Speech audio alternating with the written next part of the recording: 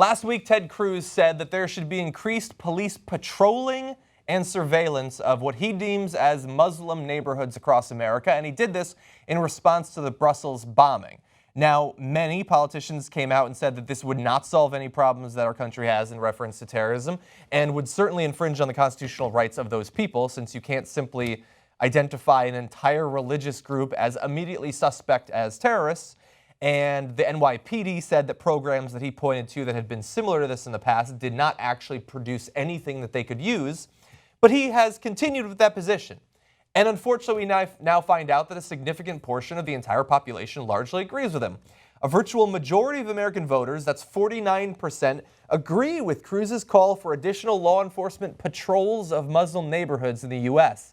7 out of 10 Republicans agree, compared with still more than 1 out of 3 Democrats and almost exactly half of all independents. 1 out of 3 Democrats are like, yeah, I don't know what a Muslim neighborhood is, I don't know what the cutoff is, but we need police patrols across it. It's amazing. This is one of those points that Anderson Cooper did not successfully negotiate last night. He didn't. He negotiated his contract well, not many of the points. No. So you're saying we should, based on people's religion, should have special policing. Yeah. That doesn't sound anything. When has that ever happened before? I can't. I don't know. You'd probably have to go outside of the U.S. or at least to California to identify cases of that. And what is that like? They imagine. Here's the problem: is that they believe things that are completely untrue about the country, and then they decide on policies based on not understanding what the country is like. So they say Muslim neighborhoods. What do they mean?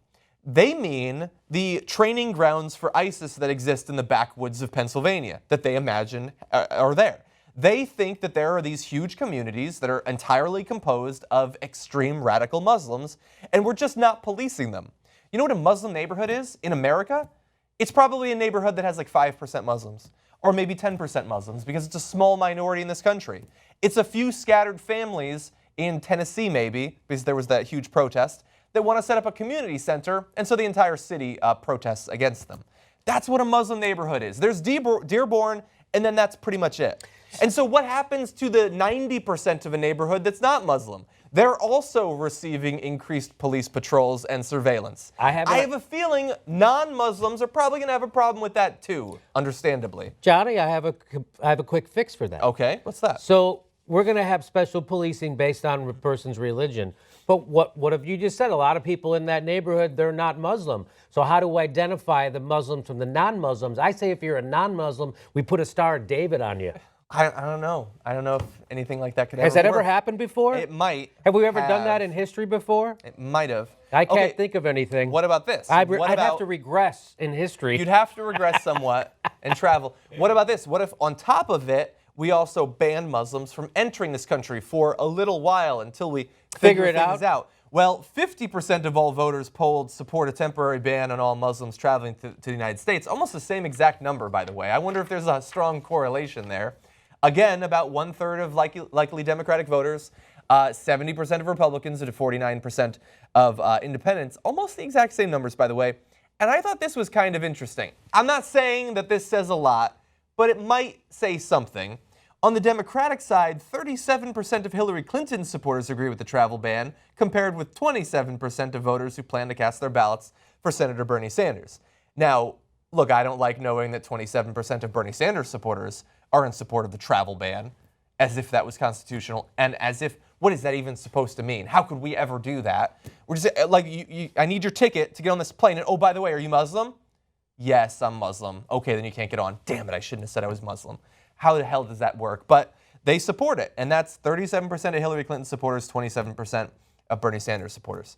But wait, there's more. There's more. 45% of respondents said that the U.S. needs to stop tying its hands and start using enhanced interrogation techniques, such as waterboarding, against suspected terrorists in order to defeat ISIS. Because I've always felt that if you are following international laws that the U.S. helped to create, to stop countries from torturing people and simulating drowning them, that's tying your hands. It's not that you're tying the hands of the person as you waterboard them, it's tying the hands of your soldiers to not let them waterboard people. Only 1/3, by the way, said that we could win the fight against ISIS without using enhanced interrogation techniques.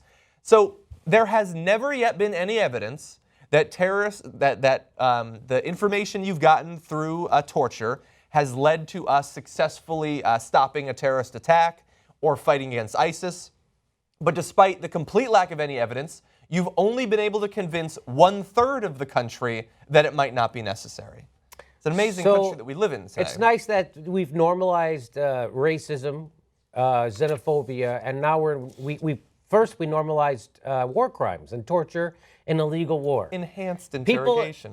People are still screaming about, Islamism, which it also is a problem, but no one seems to be screaming about, Western imperialism.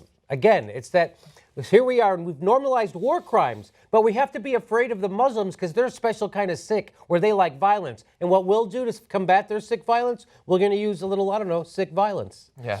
But when we do it, it's okay. But when great. they do it, it's horrible. But when we do it, we're doing it for Jesus. But when they do it, they're doing it for Allah, and that's fucked up. And that's what makes them horrible animals. When they torture for the wrong God. You're supposed to torture for our God.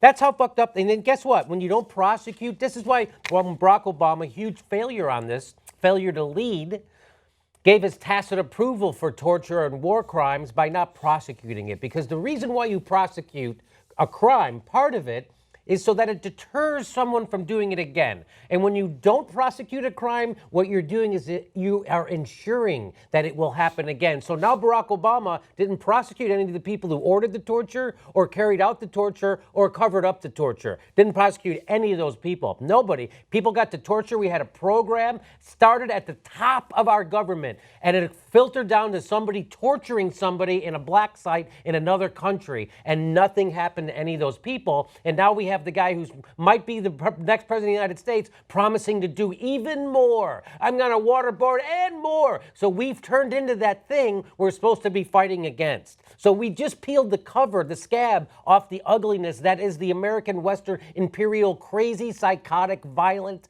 psychotic craziness that Donald Trump is talking about. It all comes down to Barack Obama never prosecuting the people who committed torture. And by the way, when he announced that we did commit torture, he did it in an apologetic way for the people who did the torturing. We tortured some folks. We tortured some folks. Imagine if it was a Muslim or ISIS, when they chop someone's head off, what they say about that. Oh my God, can you believe these barbarians? But when we do it, we torture some folks and whatever. Yeah. And but we still have Disneyland and stuff. Yeah. I'm sorry, I got a little carried away. No, I mean, you are justifiably pissed off. It could have set a great precedent, not only to people who might do it, but also it could send a message to the American population. Remember that this stuff is actually illegal internationally. Yes. You're not supposed to do this stuff. But when you don't prosecute people, look, it might technically still be illegal. But it's not. But it ain't really illegal.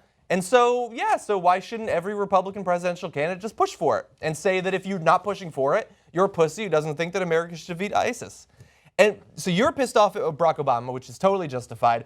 I'm pissed off at the American people for how short their goddamn attention span is. Because we also have numbers. They're ready for Apple and all those companies. Just hand over all your private information. Just hand it all over to the government. No one cares. And so there was a time when we had experienced Iraq and Afghanistan, and we knew how horrible the war was, and we didn't want war anymore. And we had seen, Abu Ghraib, and we heard about the torture. We didn't want that anymore. And we cared about our privacy. We didn't want the government rooting around in our shit anymore. But then a couple of years go by, and then a couple of places get bombed. And then maybe we'll go back to war. Maybe we'll send ground troops to Syria, and maybe we'll let them back into your smartphone or into your phone at home. They can check out your emails. Who cares? Maybe they can torture a few people. They'll never get any information. Most of those people will never have actually been involved in terrorism in any way. But who cares? It's been a while since we've had a war, so why don't we do it again? I'm not saying that you can't be scared and you can't feel bad for the people. You should. You obviously should. But humans are just fundamentally unable to understand how great or small a threat is, how likely it is to ever impact their life.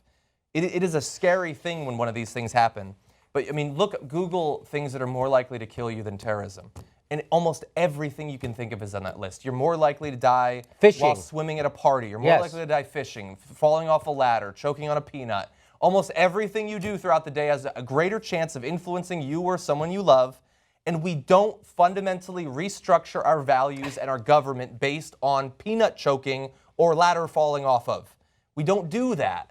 This is why you're supposed to have values. This is why we have a constitution. This is why our culture is supposed to have values that we believe in. As Jon Stewart pointed out years ago when we were talking about this torture thing, when they go, oh, yeah, we're against torture and we're against war crimes, but in certain situations, no, either you have a value that you stick to when it's hard to stick to it, and if you don't stick to it when it's hard, then that's not a value. What that is a hobby. Yeah.